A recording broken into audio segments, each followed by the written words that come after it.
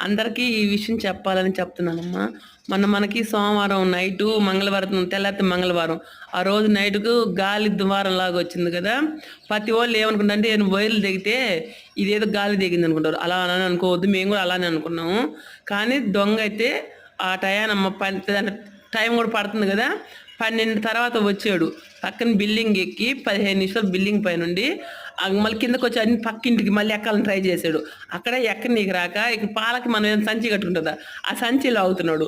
తర్వాత వెళ్ళి ఎక్కడెక్కడ సీసీ కెమెరా వైర్లు ఉండే నెట్ ఉంటుంది కదా, ఆ నెట్ వైర్లు అన్నీ లాగేస్తున్నాడండి.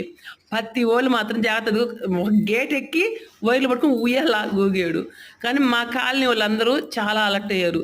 ఇప్పుడు ఏంటంటే వైర్లు తెగినా కూడా తెగినయి ఇదేదో గాలికి పోయిందని మాత్రం ఎవరు అనుకోవద్దు. ప్రతి చెక్ చేసుకోండి. ఇప్పుడు దొంగలు ఏదో ఇలా వచ్చి ముందు నెట్లు అవన్నీ కట్ చేసి అంటే ఆ వైర్లన్నీ కట్ చేసి తర్వాత గ్రూప్ లాగా వస్తుందని అనుకుంటున్నారు. జాగ్రత్త.